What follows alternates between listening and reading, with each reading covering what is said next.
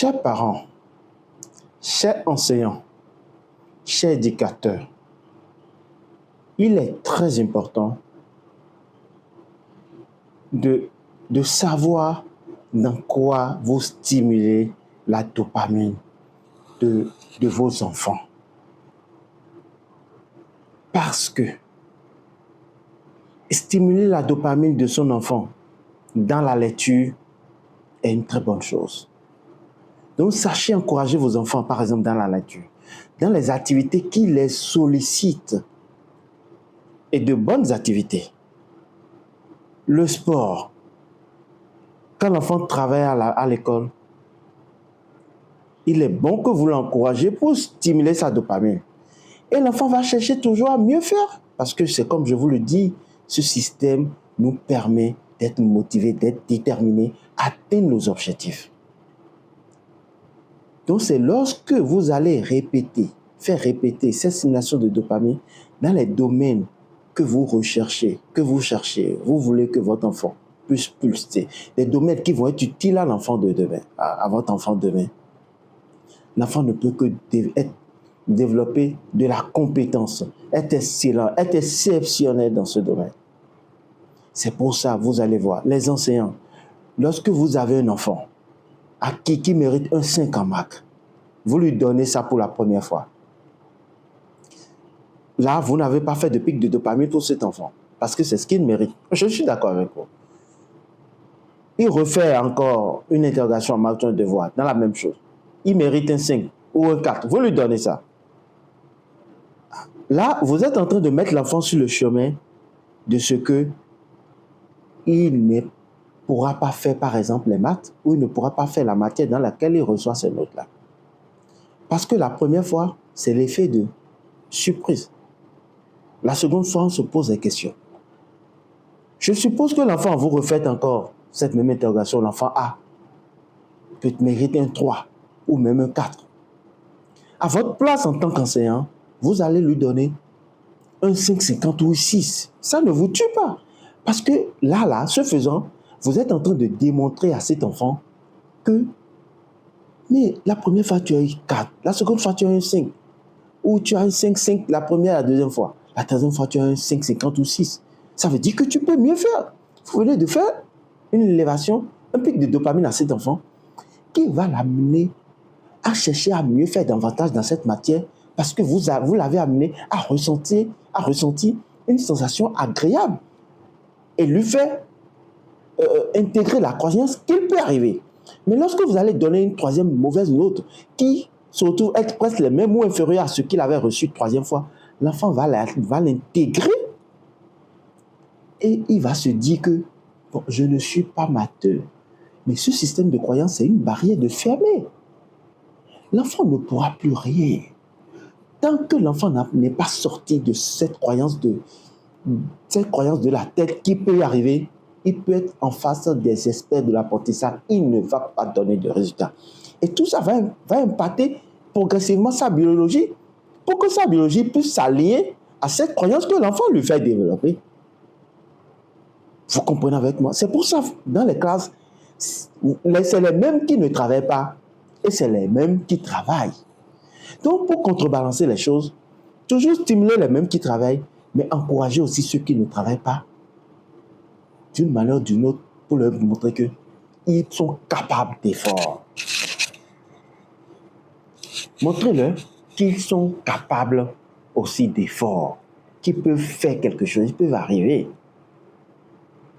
Vous comprenez bien comment stimuler la dopamine de vos enfants dans les activités qui vont leur permettre de réussir réellement dans la vie. Et vous allez voir que cette stimulation de dopamine, ça vient, ça génère la sensation agréable et ça passe. Donc l'enfant est habitué pour dire c'est une sensation agréable et ça passe. Et son cerveau est habitué à dire et je recherche mieux encore, à mieux faire dans ce domaine-là pour toujours retrouver la sensation agréable. Donc, là où l'enfant ne retrouve pas de sensation agréable, vous êtes en train de le démotiver. Ça veut dire que la routine crée une baisse de dopamine. C'est pour ça, quand vous démarrez une nouvelle relation, vous mettez de l'énergie. C'est bon, c'est fastoche, on est très motivé parce que c'est de la nouveauté. Mais tant que vous n'allez pas émettre, renouveler les expériences autrement, faire les choses autrement, je vous ai dit que le premier pic de dopamine n'est jamais atteint quand l'expérience est identique. Or, le cerveau scanne à la recherche de sensations et de situations et d'objets qui peuvent paraître agréables en tenant compte des expériences du passé. Donc, de renouveler les choses, de pimenter la vie de couple, ça stimule la dopamine et ça motive à être toujours dans ce couple. Vous comprenez un peu ce que je dis. Dans le travail, vous avez une manière de stimuler la dopamine de vos collaborateurs et l'environnement va être fastoche en termes de collaboration, de gestion, de relations interpersonnelles. Ça veut dire que sachez stimuler la dopamine des enfants à l'école pour que leur attention monte, qu'ils soient capables de concentration dans ce domaine parce que c'est dans ça que vous voulez qu'ils réussissent. Sachez stimuler la dopamine de vos enfants au niveau du sport parce que ce faisant, l'enfant va développer de la performance au niveau du sport. Sachez stimuler la dopamine de vos enfants dans la lecture, dans leur apprentissage. Pas des encouragements, pas, je ne sais pas, pas des récompenses. Mais pas tout le temps. Parce que quand vous allez mettre l'enfant dans un système de récompense, son cerveau, tout le temps, qui va durer, c'est de la récompense sur la durée. Un bonheur qui dit qu'il n'est pas bon, en fait. Quand vous allez mettre tout le temps dans un système de récompense, il ne trouve pas là. Son cerveau, il va rechercher. Mais lorsque c'est une récompense qui vient, ponctuelle, et qui passe, c'est le meilleur fonctionnement de ce système dopaminergique. Chers parents, dans quoi vous aussi vous stimulez votre dopamine? Est-ce que c'est dans les films novelas? Et papa crie après qu'il n'a pas trouvé à manger? Et vous mettez tellement dans vos films que la dopamine est stimulée, que ça génère une sensation agréable et vous oubliez ce que vous voulez faire. Vous comprenez un peu le concept avec moi? C'est en réalité de ça qu'il s'agit. Donc, mettez de la conscience. Et c'est de la conscience qui vous fait prendre une décision optimale. Or, l'enfant n'a pas encore sa conscience. La conscience de l'enfant, réellement, c'est jusqu'à la maturité de son cerveau. C'est 25-30 ans. Donc, il faut l'accompagner. Il faut l'accompagner. Mes chouchous, il est important de maîtriser et de contrôler la dopamine. Sinon, nous serons responsables des conséquences de la stimulation sur longue durée en faisant générer à nos enfants la sensation agréable sur longue durée, de façon continue. Nous serons responsables de ces conséquences. Bienvenue les problèmes de société. Bienvenue les maladies. Bienvenue les problèmes psychiatriques. Beaucoup de gens que nous avons sur le marché en psychiatrie aujourd'hui, en neurologie, beaucoup sont plus liés à un excès de stimulation de dopamine qui ont conduit les gens à se mettre dans des activités qui ont dégradé leur santé. Trop de dopamine tue la dopamine. Moins de dopamine nous démotive. Alors, il est important d'arriver à faire le juste milieu. Nous avons même des outils qui stimulent plus la dopamine. Contactez-moi une bosse et on en parle. La dopamine de vos enfants dans les études, des outils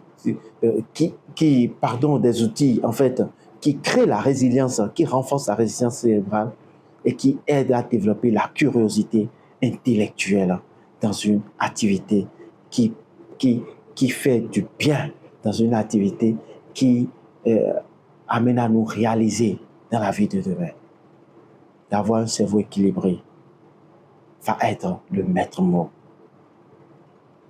pour une réussite dans l'éducative et une réussite dans la vie de nos enfants, dans la votre vie d'ailleurs. Je vous remercie pour cette occasion. Stimulez ma dopamine. Stimulez la dopamine avec les j'aime, vos partages, vos likes, vos commentaires.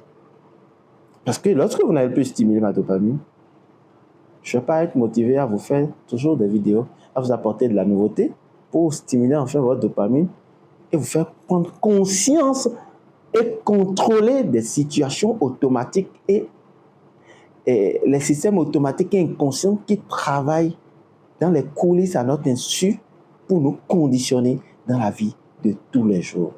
Parce que c'est un système ancien. On ne peut pas le changer. Le circuit fonctionne de la même manière pour tout le monde, mais ce qui les active est différent. Je vous remercie. À très vite pour une nouvelle vidéo. Je suis bien sûr là, c'est il, Colline. C'est fini pour la dopamine, ne vous en faites pas. Allez, ciao, ciao. Je vous embrasse, je vous aime. Merci. À très vite, mes seigneurs.